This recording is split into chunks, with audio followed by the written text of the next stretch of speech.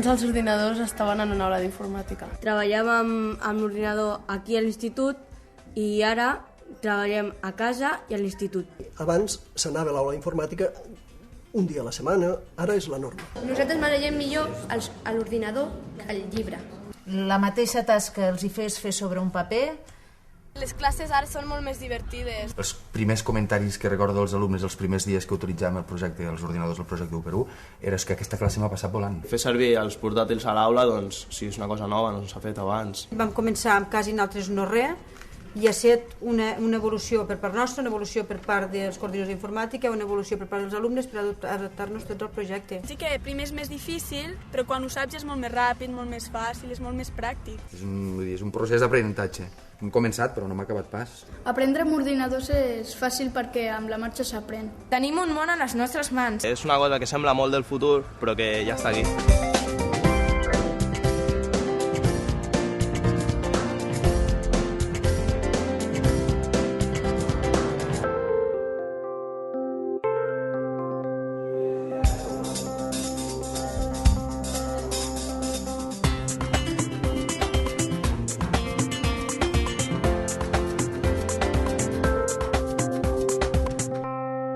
Els alumnes tracten l'ordinador com el seu mòbil. Ho cuiden o mimen, cosa que no fan com amb els llibres. Abans anava al locutori i ahir vaig aprendre a utilitzar l'ordinador. Ara no vaig perquè tinc aquest. Més pors que problemes. Aquesta és la realitat. Al principi costa t'has d'acostumar, t'avalen, et diuen que ho has d'entregar així, llavors tu dius, però per on has entrat per arribar aquí? Però no està, ho fas bé i sense problema.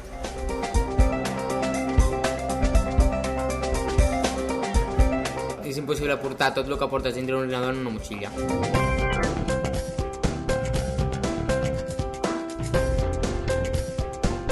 La wifi és essencial per aquest projecte, perquè així, si no hi ha wifi no podem consultar el llibre ni res.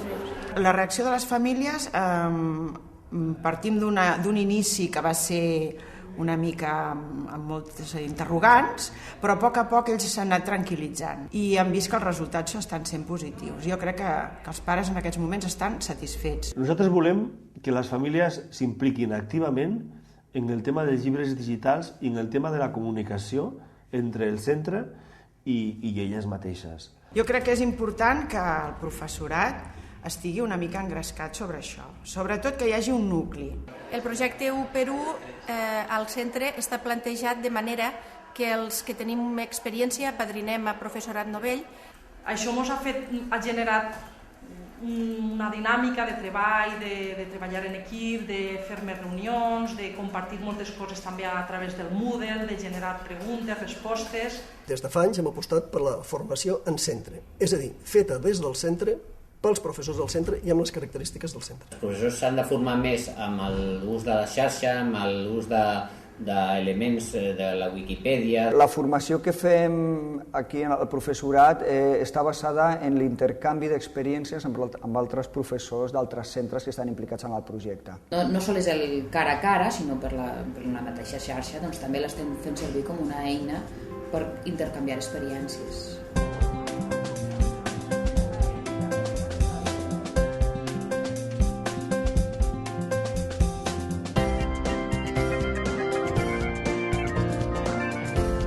Tenim un blog on podem penjar-hi treballs. Gràcies als vídeos interactius, ara podem entendre molt millor les coses. Aquí a l'ordenador les explicacions són molt més clares. I és que, per exemple, jo fes naturals i puc anar a la web de la NASA i veig en aquells moments les imatges a temps real, o el Google Earth. És que hi ha una infinitat de recursos que cal conèixer però que es poden aplicar, no? Les imatges moltes vegades solucionen més que 1000 paraules y poden arribar a veure moltes presentacions en flash y en moviment. Hicimos un trabajo sobre París, un trabajo sobre catalán y la Arc de Truy, que está de día, ahí está de noche, que se ve mejor. Esto fue los alumnos que lo hemos hecho. Fem servir dos tipus de coses, el llibre digital i el Moodle alhora. El llibre digital el gestiona una empresa, no? I mirem l'estudiant d'allà. I el Moodle Agora el fa el professor i enviem treballs i ell n'hi penja. Doncs el llibre digital anem passant les pàgines, també tenim un índex que al clicar directament ja et passa directament a la pàgina, la informació es troba més fàcil, hi ha animacions, hi ha vídeos. Els llibres digitals també tenen una opció per ficar activitats i els exercicis que li envia la nota al professor, i a partir d'allà ens avaluen. Són més fàcils de fer perquè no tens que treure moltes coses i això, només poses la pàgina i et surten ja tots. El que a vegades se't tanca, se't queda sense bateria i quan es tanca doncs ja no ho pots fer una altra vegada. Els llibres digitals són un recurs més, però de cap manera no són l'únic recurs. El Moodle és una pàgina web del centre que els professors per assignatures tenen apartats on ens pengen informació addicional, treballs o activitats per fer. Nosaltres a les Ciències Socials hem hagut de muntar el curs única i exclusivament amb el material que hem pogut recopilar nosaltres mateixos. A tercer d'ESO no hi havia llibres digitals de Ciències Socials. I la veritat és que no ha estat gaire problema. El llibre digital el creo jo. I aleshores he de buscar material divers i he de fer el material a mida d'aquests alumnes. Te permet un programari bastant més obert. Com a exemple, estem treballant l'agricultura amb els alumnes de tercer en una comarca que és eminentment agrícola i que per tant podem anar molt més enllà del que és el llibre de text. El model permet moltes activitats de tipus col·laboratiu. Per exemple, pots muntar un glossari on hi responsabilitzes a cada alumne de la resolució d'aquell problema. Quan he fet un exercici al Moodle, el professor entra a la web per mirar qui els ha fet i qui no. Doncs ells veuen que tothom ha entregat la feina, o la majoria han entregat la feina, llavors queda una mica malament que dius que jo no l'he entregat, tothom ho veu, llavors suposo que s'involucren més en el procés. Si tenim un dubte, ho podem penjar en un fòrum que tenim. Si hi ha alguna persona que no ha entès tan bé el mateix problema, no fa falta que torni a fer la pregunta, sinó que ho mira i resol el seu dubte.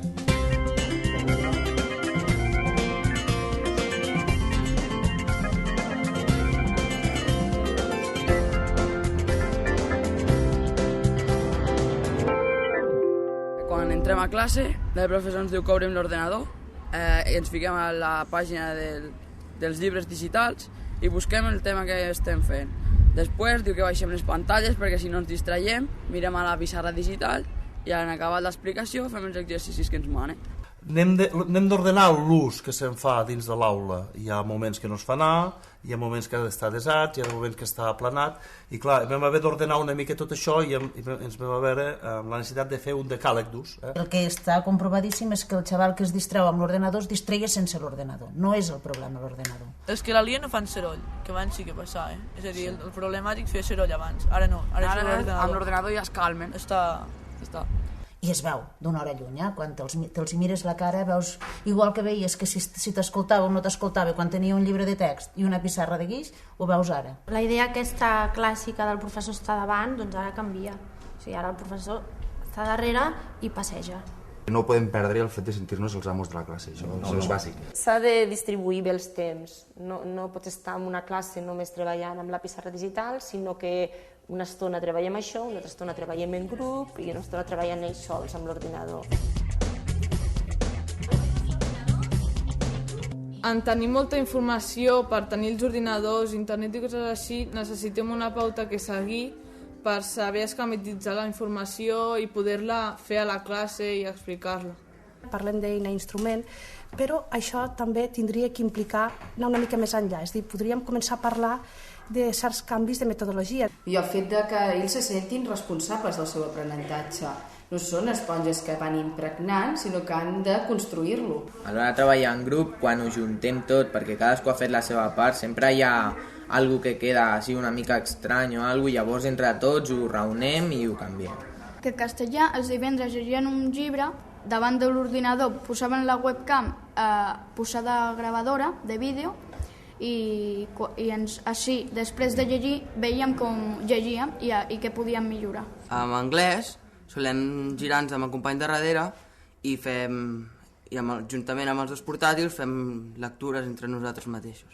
L'alumne és el que aprèn a prendre les seves pròpies decisions en un munt de casos, i llavors tot això nosaltres els estem facilitant també que siguin més competents a l'hora de poder treballar. I ara cada vegada som més orientadors i que sí que hem de donar unes pautes, i unes pautes ben marcades. No busqueu a internet i presenteu un treball sobre això, i sabem que no.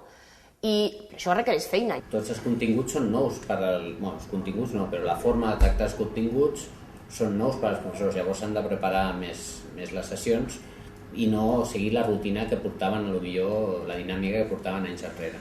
també enfocar els temes a partir d'un projecte, des d'un punt de vista competencial. No? Partim d'un projecte concret, si pot ser contextual, i llavors a partir d'allí anem construint tots els continguts de la unitat per acabar aplicant-los una altra vegada al projecte inicial.